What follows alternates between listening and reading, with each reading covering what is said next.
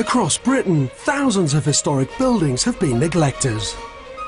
Their owners struggling to restore them because of planning restrictions, design problems or lack of money. Luckily, some romantics do take on the challenge of converting and restoring these forgotten gems.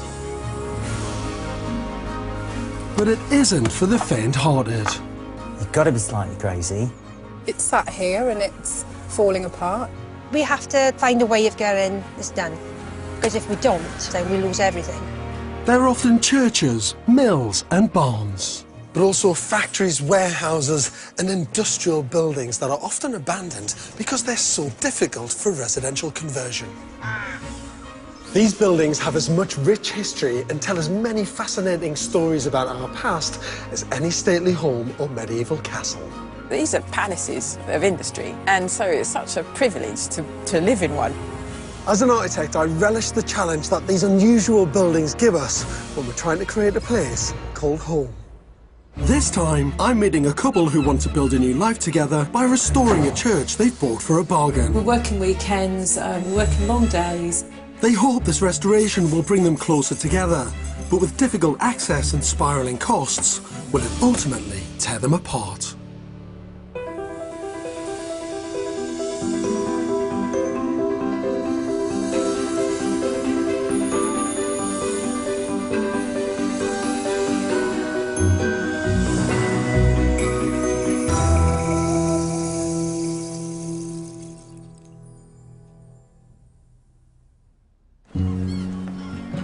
Nestled on the coast of Devon is one of England's most celebrated and scenic fishing towns. Brixham was once a thriving boat-building community with a fleet of trawlers that revolutionised the fishing industry in the 19th century. The fishing fleet remains, as do the quaint, colourful houses, and hidden amongst them sits St Peter's Church. Built specially for the Brixham fishing community in 1874, it was deconsecrated 100 years later.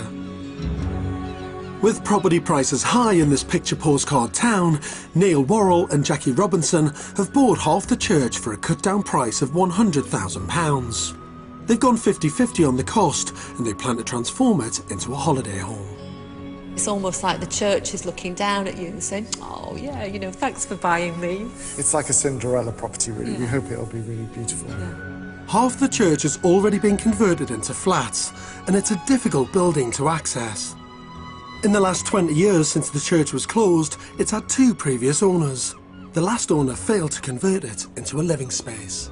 What we agreed was that Neil would be in charge of structural stuff, all the technical stuff, and I would do all the nice bits, really. Neil is an architect who trained at the Royal College of Art, and Jackie runs her own HR consultancy business. We've been together, what, 4 years, but we're both quite independent and lead quite independent lives. They currently live apart, Jackie in London and Neil in Hertfordshire. And having both been married before, they hope that by restoring the church, it will bring them closer together. It's a project of love between us, and we want to do it together and enjoy it. We bought it on Valentine's Day. We'd like to finish on Valentine's Day. Yeah, that's the idea. We'll have a party on Valentine's Day. I've come to help and advise them as they begin their restoration journey. Good morning. Hello, George. How are you? Lovely to meet you. Good, thank You you. well? How are Nice to meet you. So this is it. Yes, our church. It's not what I expected at all. No. When someone says you're going to see a church, you think it's going to be some kind of big, grand, prominent building. No. And actually it's this tiny Tiny, little I thing know. tucked away on the hillside. Cute, isn't it? Really cute. Yeah. From the outside, Yeah, I you can know. see All little done. cracks here and there, the Yeah. coping stones are going, the guttering's all Yeah. shot, the slate tiles are not bad. I knew there was a lot of work involved in it, but with a bit of persuasion, we sort of thought, yeah, we do love it, and we'll go for Yeah. it. She's lovely, though, isn't she? She's brilliant. Yeah. Absolutely fantastic. She'll go inside and have a look. As half the church has already been converted, what's left is by far the most challenging part to restore. This includes the chancel, where the choir would have sat, and half the nave, which currently forms the basement. Access is on the side of the building, leaving a total space of 2,000 square feet. This is the... This is the main part big of the inside, church. isn't it? Yeah, it's really deceptive, isn't it? Yes, yeah, you can walk on that, steady, George, you're okay. careful.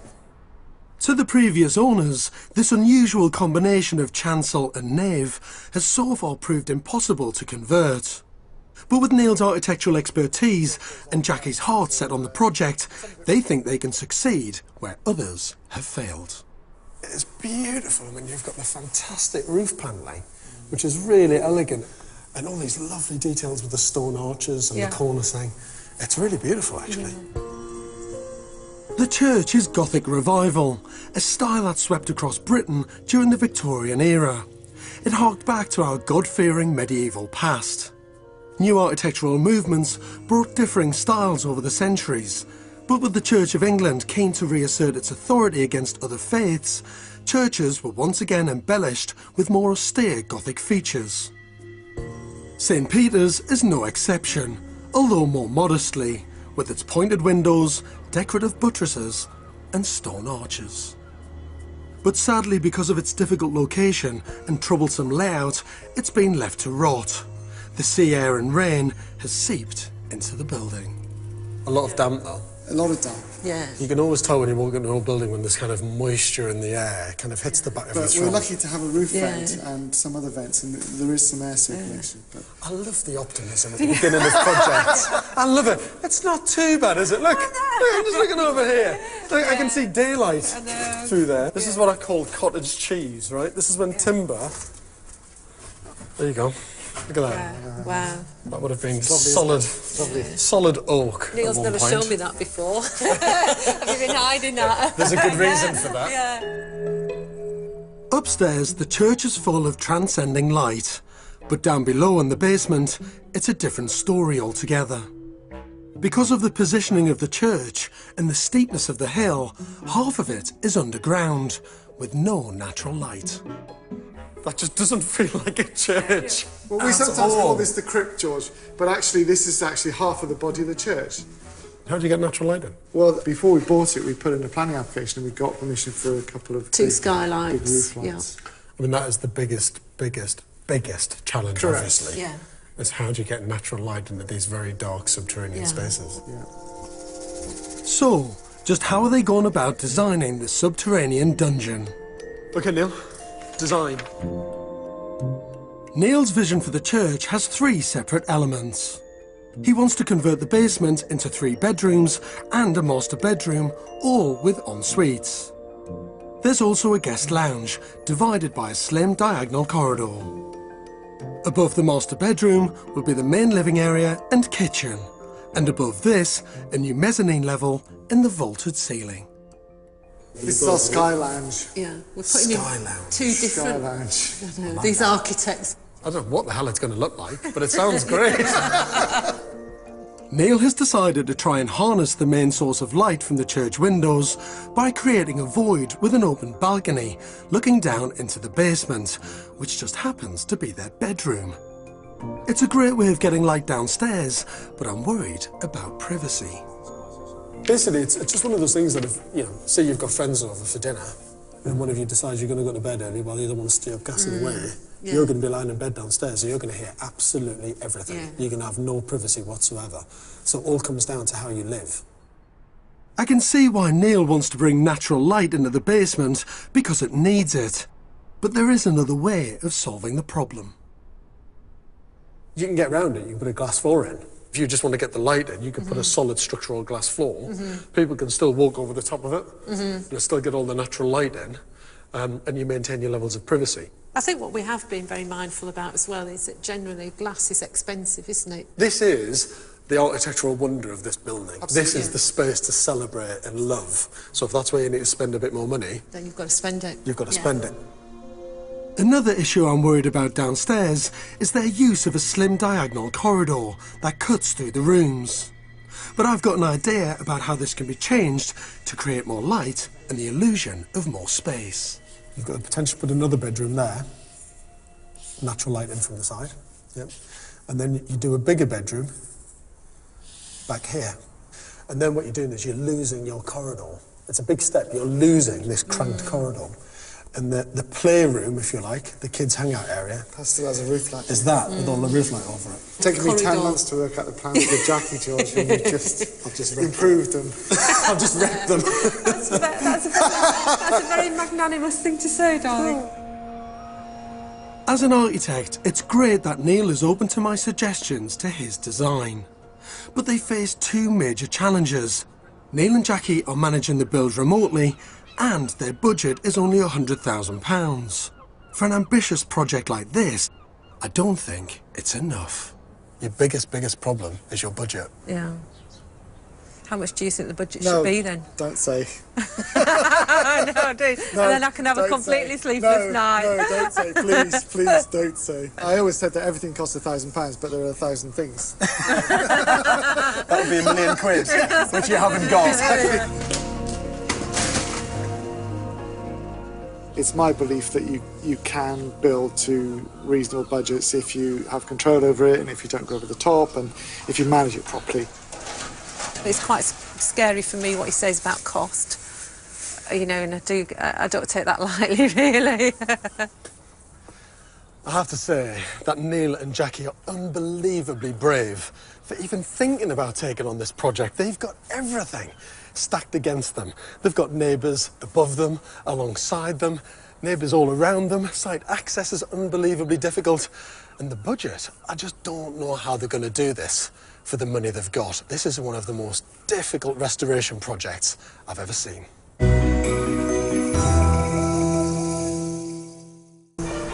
Neil and Jackie have been together for 4 years, and now they've decided to take on a challenging restoration project in Devon in the hope that it will cement their relationship. To be close to the build, they're having to rent accommodation for 12 months, already an added expense for Jackie's budget. Today, the building inspector is visiting site to sign off Neil's plans, which needs to happen before any major structural work can begin. We looked at the roof, they've taken away the ceilings, a lot of the valley gutters are rotten and those will obviously need to be repaired, replaced. All these types of hidden problems can be exposed once the build starts properly. Further checks on the roof confirm their worst fears about the damp. It will affect the budget, yeah, because we'll obviously have to, you know, potentially replace the whole roof rather than just reslate it. We'll have to do the whole roof afresh. But with the green light from building control, architect Neil is excited to get going and is never short of new ideas. Maybe you could have 3 columns at the end of the bed. You know, build them into the bed. What kind of colours? I don't know, frame it with oak or something. And have some curtains or something. Oh, no, I don't want They can also start sandblasting the 100-year-old plaster, which will expose the original Gothic features. And they've even started erecting the internal steel frames. 2 months later, and with the build in full flow, I'm keen to find out how Neil and Jackie have been getting on. Morning. Anybody home? Or nearly home. It's not quite home yet, is it? There you are. How are you? Very good. So steel frames all in. The little decks, your little mezzanine floor decks are in. You've done all the sandblasting done as well. Look at that. Yeah. That looks really smart and clean on all the stonework, doesn't it? Really pleased with how that's come up, yeah. So how much have you actually been here in terms of time? Well, we've just had a 2-week stint here and we've been coordinating the sort of final strip-out stage and the next phase of the works, really. So we've been on and off. Are you starting to feel a little bit stretched? No. I think so far we're keeping up with it. Actually, I have to admit. And I think I keep on saying to Jackie it's going to get easier. And how's the project management coming along? She's doing very well. She's organising me very well. I'm particularly interested to see the basement and whether or not they've taken my advice on losing the diagonal corridor we discussed in my first visit. Oh my word. What an amazing change. Yeah. That's incredible. You've broken all this out. So this is going to be the new position for the bedrooms because we flipped it, haven't we? Completely flipped it round. Yeah.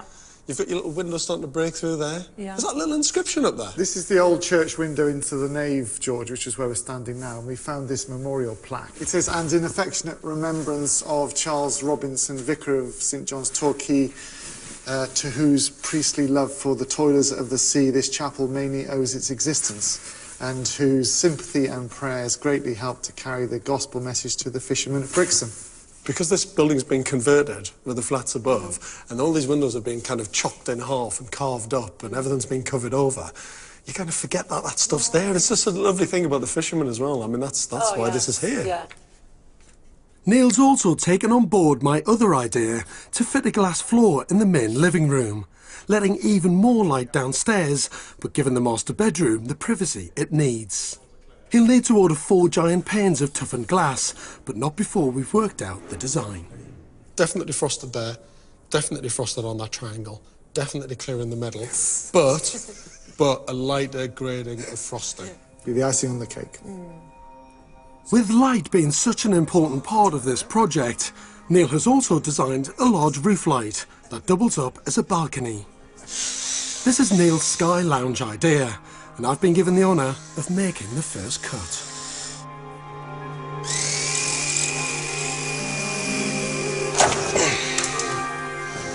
Whoa! Let there be light. And there was. Easy does it.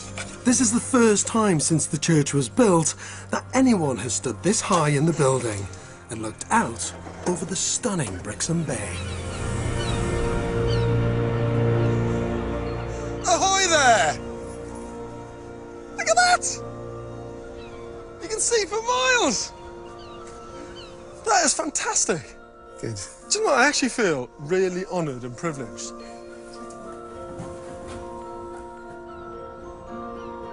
Wow. Brilliant. Hello, Christine. I'll tell you what, Neil and Jackie have made the most fantastic start. Such a brilliant amount of progress in just 8 weeks. But problems with the roof are causing them delays. They've got a massive amount of work still to do.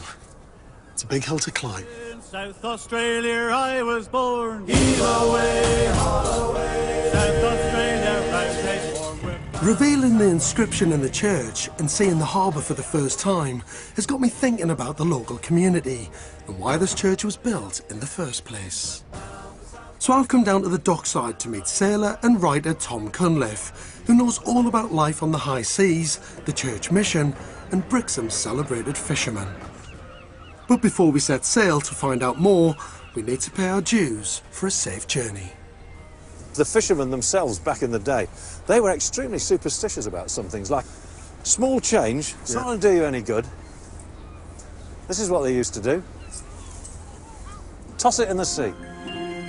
This was a regular practice for the fishermen, who saw it as a good fortune tool to Neptune, god of the sea, for their safe passage. And before we cast off, I too have to pay my way. I've got some coins, even though I'm a tight northerner. Man, God, there's some good stuff there, George. You could do it.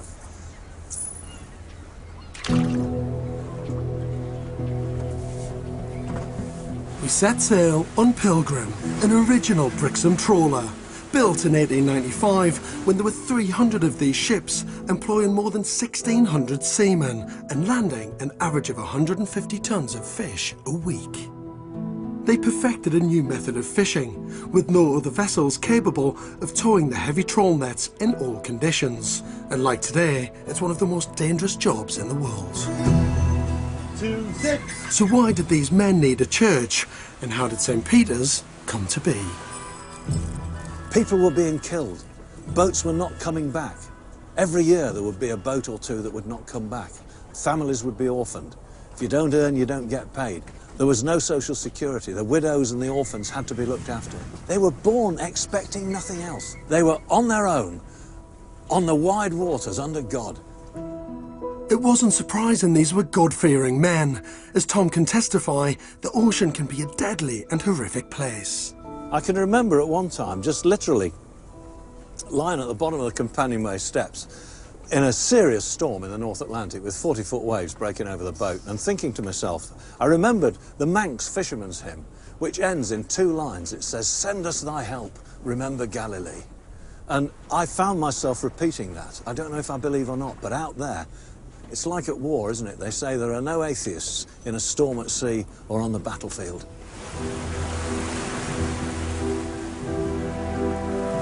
Believing in something on a higher plane gave the fishermen a sense of security. But it was one fateful night in 1866 that sowed the seeds for the birth of our little church. A massive storm ripped through Brixham Harbour with gut-wrenching consequences.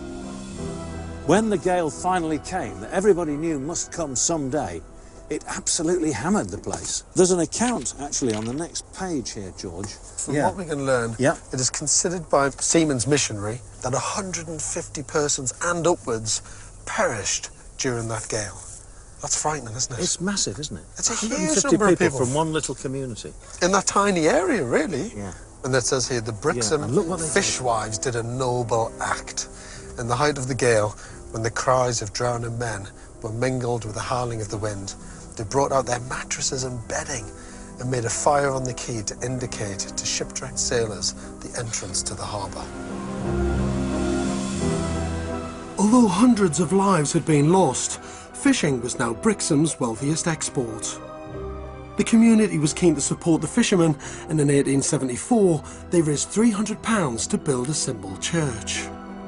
St Peter's was an economical, functional building, hastily erected to provide much-needed spiritual and pastoral care to Brixham's brave fishermen. It's just incredible, actually, understanding that tragic story and the history behind Brixham and fishing. Really just means that our humble little tiny church up on the hill meant so much to everybody.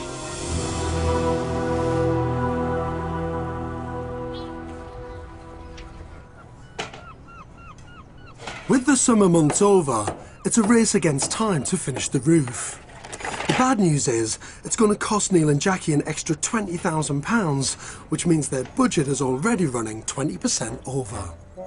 And while the tight access is making it difficult to get building supplies in, it's proven even more arduous to get the waste out. Jackie's been banned from the local waste disposal because she's been taking builders' rubbish. With so much of the old roof to get rid of and no outside space, Jackie's helping her neighbours by supplying them with firewood. I'm just doing the daily wood run. It's nice to know that the wood's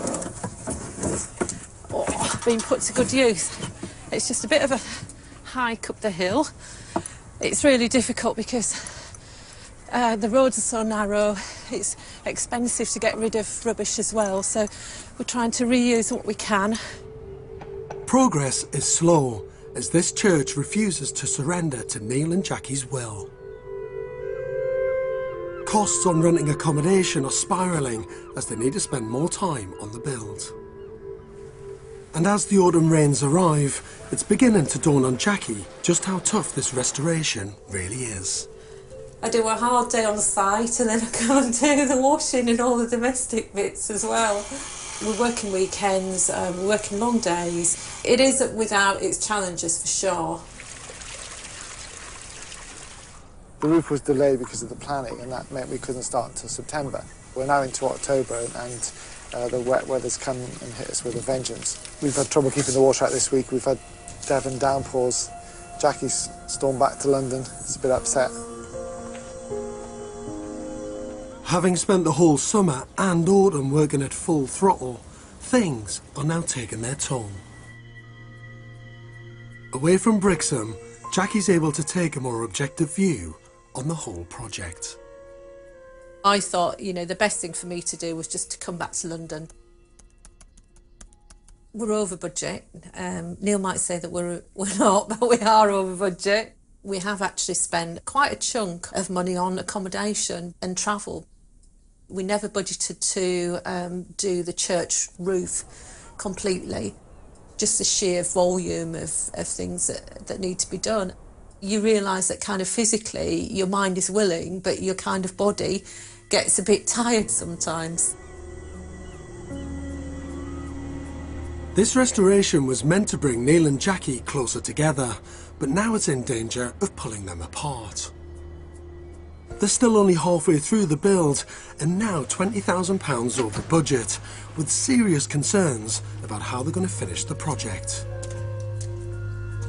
But Neil is forging on with the structural work in the hope that his belief in the church will bring Jackie back on site.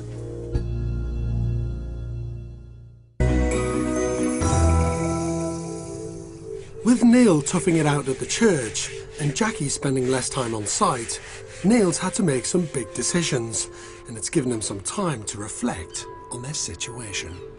I don't think you can make this amount of investment without going for it and living in it, and that's always been my goal, really. I think possibly slightly less Jackie's. I think it is true to say that it reflects our love for each other. Yeah. Are you both going to live here full time? Yeah. Does she know that? She's persuading herself. With Jackie, you can't push Jackie, you've got to lead her.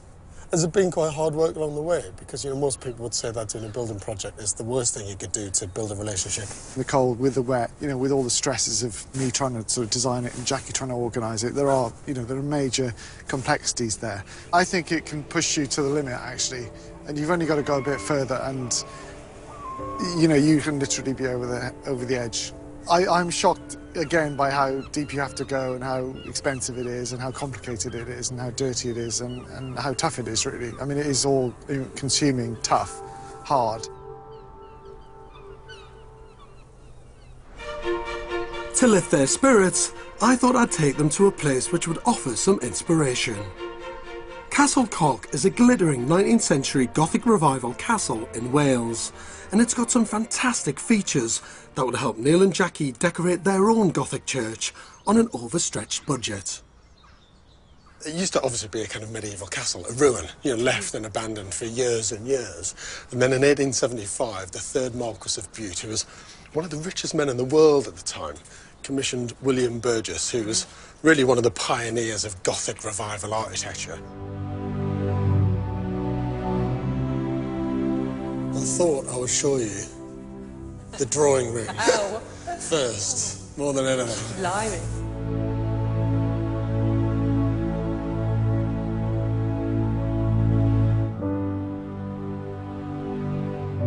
Do you like it? Yeah. It's stunning, it's absolutely stunning. Yeah, the roof's beautiful, isn't it? Yeah, I love these galleries and the paintings and the ceiling. When you get up to this level and you look at the detail, you actually realise that all the trickery works. This is all just stencil effect. Yeah. You know, this is very, very basic stuff. You know, you look at the butterflies over there, you look at that little flower motif, it's all stenciled. Dum, dum, dum. Very quick, very easy, very cheap. It's just paint.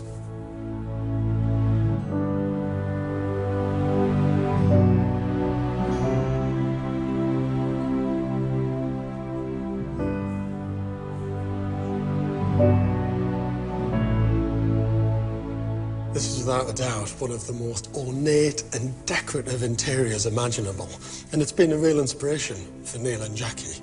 But if they're going to achieve the same effect, they've got to use the same Victorian trickery to get something so lavish on a very affordable budget, and that's a big challenge. With the Devon downpours now behind them and a new year dawning, they've had time to reflect on their situation. Having spent more time than they planned renting in Brixham, Neil's finally had a chance to talk to Jackie about living together permanently in the church. So things seem to have changed a little bit. Uh-huh. I hear. Yes, yeah. Do you want to fill me in? Yeah, well, we are going to move to Brixham when the building's finished. We've decided that we want to use that as the main base.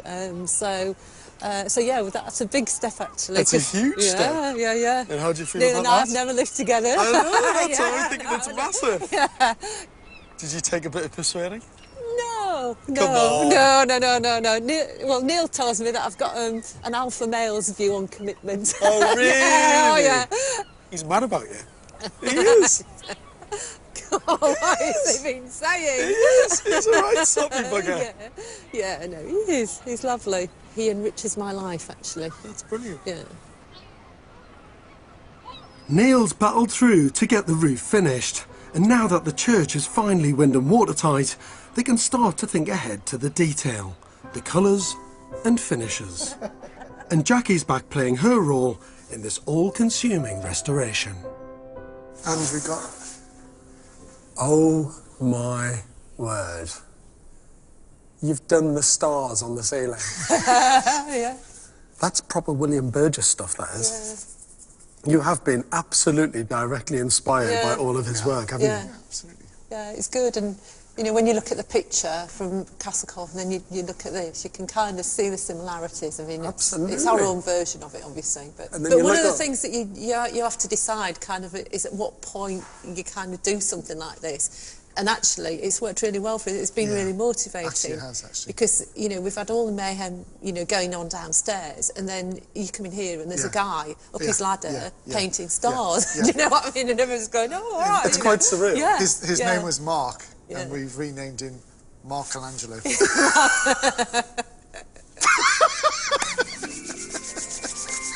You need to get out more. Ingenious as always, Neil has come up with a way to imprint the stars, his own take on William Burgess' design. We couldn't find any stars that we liked, so we made some. You actually made some stars? We made them. We designed them and we had them cut out, George. And now I've got a chance to make my own mark on this restoration. 400 to 500. Can I do some? Please. Yes. So what you do is you put literally the smallest amount of paint on and just dab. That's it. Stronger dabs, that's it. Ta-da! Star of George. The Star of George. The George Star. You can't get more egotistical than that, can you? Could you just do another 100 or so?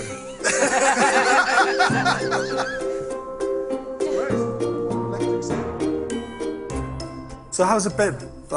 How's it been in terms of the work and the hours and the commitment you've had to put into it? There's been a lot of work, particularly for Neil, because all routes really lead to Neil, because Neil's on site all day, and then, you know, when we're finished, then it's like, you know, looking at designs of things, sourcing 10 things. o'clock at night. What is this, Neil? What are we doing with it? Leave me alone. It's pretty relentless, though, isn't it? It is. I mean, it is a marathon. Yeah, it is full on. We're really enjoying it, but it probably is more stressful than we realise, actually. Yeah. It's the first thing we talk about in the morning, and the last thing probably at night. So a real passion and love for the building, actually. Yeah, because it has got such a rich history that you just feel that you want to do it for all the people before you, really. You know what, Jackie? I quite like this. Inspired by Jackie's commitment to the church and its history, I'm keen to find its link to the Brixham community of today. When our Fisherman's Church was deconsecrated in 1977, its congregation moved here to All Saints Church. I've come to meet Gordon Partridge, whose ancestors were in the choir that sang in Neil and Jackie's new home. This is Harry, who was a great uncle to me. He was a chorister, he was a trawler skipper.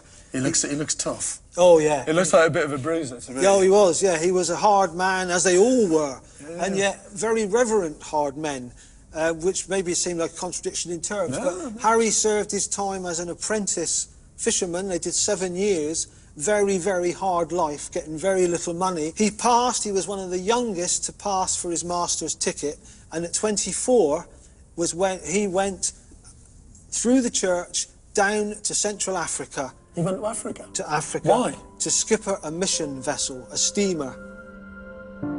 It turns out that Gordon's great-uncle Harry travelled to Africa to teach the fishermen the revolutionary methods he'd so skillfully mastered as a young apprentice. Not only had the church supported him as a fisherman in Brixham, but had given him the opportunity to embark on an adventure that he could have only imagined in his wildest dreams.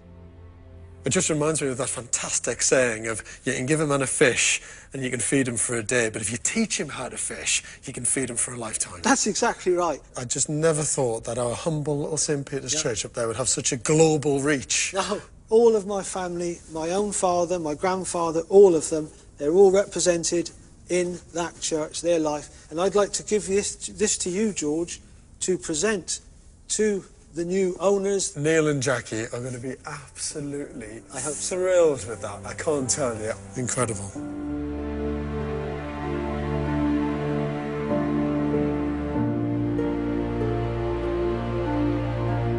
With Neil and Jackie now fully committed to living in the church permanently when it's finished, it's a massive day for the Bills. The glass floor separating the ground floor and the basement is about to be fitted.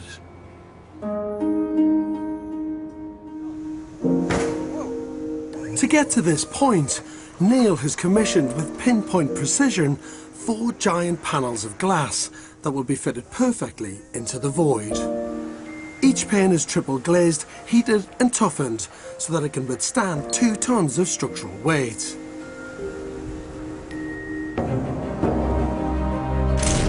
Once the glass has been laminated together, it's then vacuum packed and reheated again.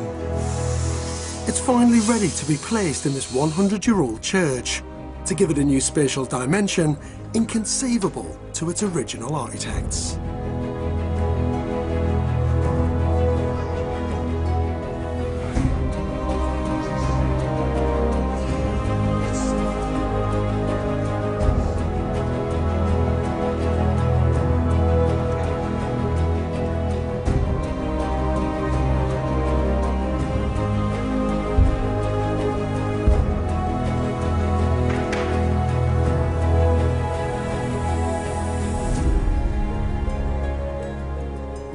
Come on, Jackie. Come on, Jacqueline, take the scary step. Go on. Come on, right over to where you were. It feels really odd. No. If you dare do it, jump. No. Come on. Go on then. Go on. Right. Ready? 1, 2, 3. Go on, higher. Go on, more. Ready? You've got to keep jumping. Ready? Go on. Higher, Jacqueline. Come on, higher.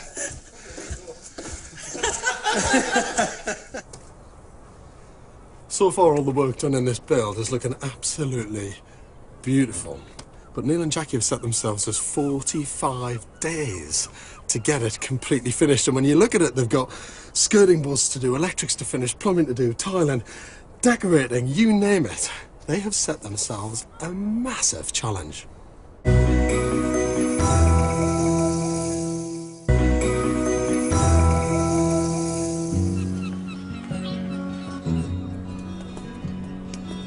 14 months ago, this church in Brixham in Devon was derelict and unloved.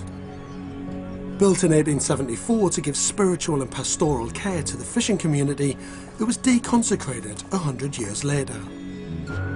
When Jackie and Neil bought the church, it was dark, damp and forgotten, and previous attempts to restore it had failed. They had planned to complete the build within a year and on a budget of £100,000, but halfway through, they were already £20,000 over. 4 months over schedule, the church finally has its new roof and a new name.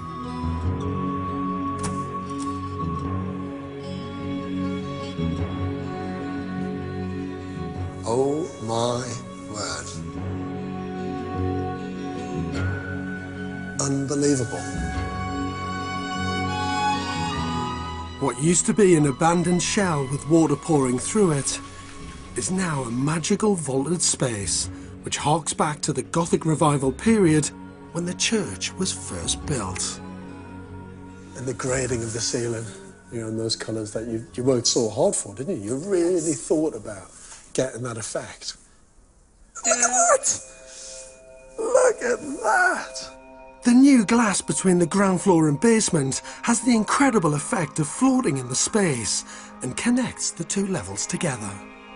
You've taken an old building and completely spun it and flipped it on its head. Somebody came in the other day and said, "Oh, wow, this is mental." I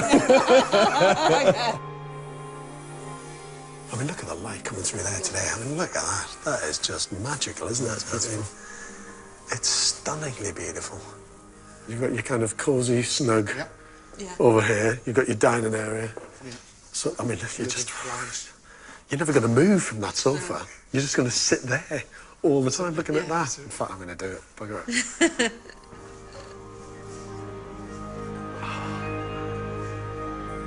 Doesn't get any better than that. What used to be a decorative arch has been knocked through to create a new kitchen, divided by another glass floor, hinting at the space below. That nervousness of where you've got to step off a solid floor across a clear piece of glass to then go up onto the tiles. This is harder, I think, than the other glass floor actually to stand on. But I genuinely had absolutely no idea what the space was going to look like. And actually, you look now, the tiles are amazing. And we still have a view, a nice view. And then your cheeky little view, look at that. Yeah. That's not a bad place to stand there and do the dishes, is it? And downstairs is a... I'm getting a glimpse of it from here, actually. Downstairs is as special, actually.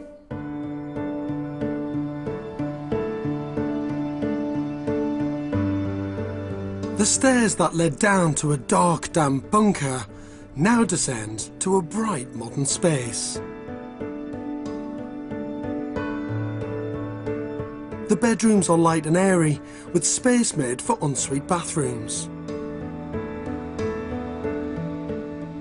The new lounge is now bathed in natural light, and subtle touches serve as a gentle reminder of the important history of this church.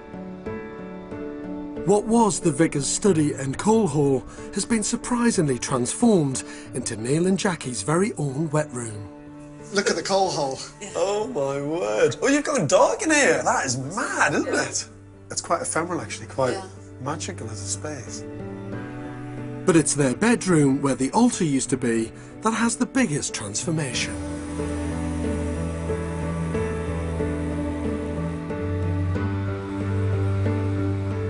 The light is unbelievable. I mean, as the sunlight is just changing through that window above, it completely changes the atmosphere in the space. Come out of the bed. It's incredible. Look at that. I mean, that is unbelievable. By doing this, it's just an architectural wonder. From the basement up to the ceiling was originally one single space. Placing modern state-of-the-art glass in the new floor is a powerful and brave decision. When you stood on it, you actually get a reflection from the windows. But that's all about your Gothic church architecture. You're looking up to the heavens. That's why these buildings were in the form they were. And you're sitting here now and you just think, I am looking up to the heavens.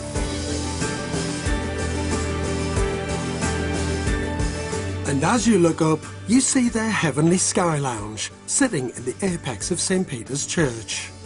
It's features like this which really showed Jackie and Neil's commitment to the restoration. So what is the total figure, the total spend, roughly? I think roughly the glass and the roof and the windows probably added about 50,000. So you've spent about 170,000. 170, 175, yeah. In total.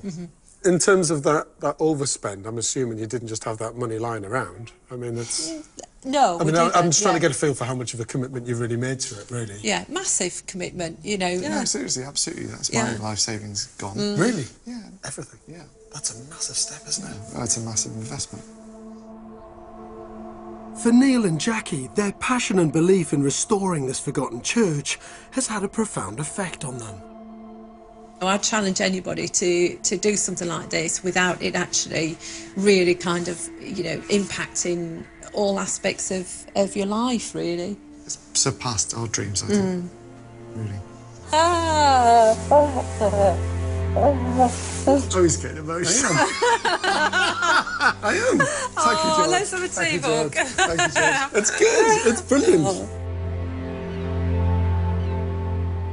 This building has in the past been a beacon of spiritual comfort and hope to the Brixham fishermen and their families.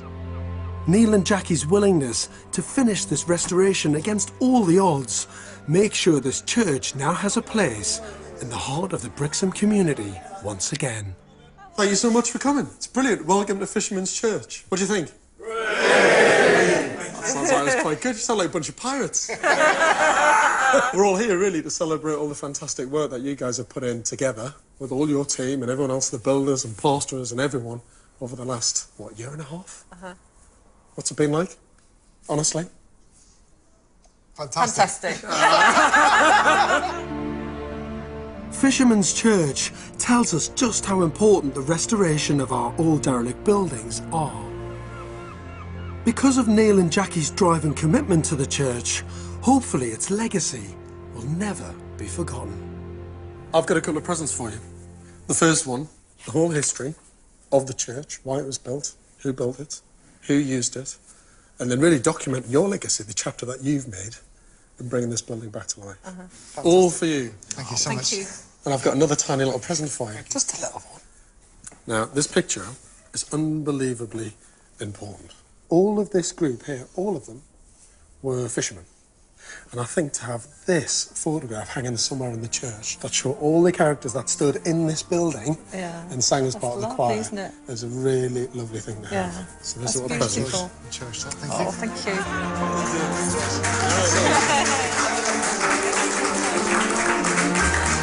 Two, three.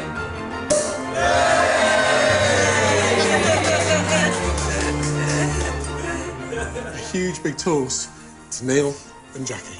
To Neil and Jackie. Thank you. Fantastic restoration project, well done. When this church was first built, its main purpose was to bring the local fishing community together, to make relationships stronger. And it seems to me that nearly 140 years later, this building has done exactly the same for Neil and Jackie. This started out as a very straightforward refurbishment project, but it's grown into something far more powerful. This has been a true restoration labour of love and a place for Neil and Jackie to spend the rest of their lives together.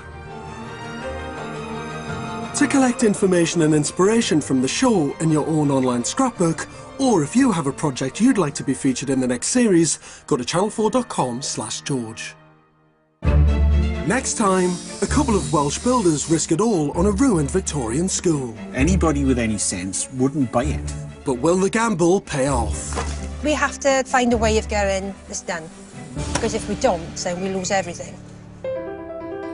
Someone got the boot after last night's Prawny Challenge. If you missed it, catch up on the taste on 40D. Coming up, trying to figure out the injuries when a patient's been drinking, not the easiest of jobs. 24 hours in A&E is in just over a minute.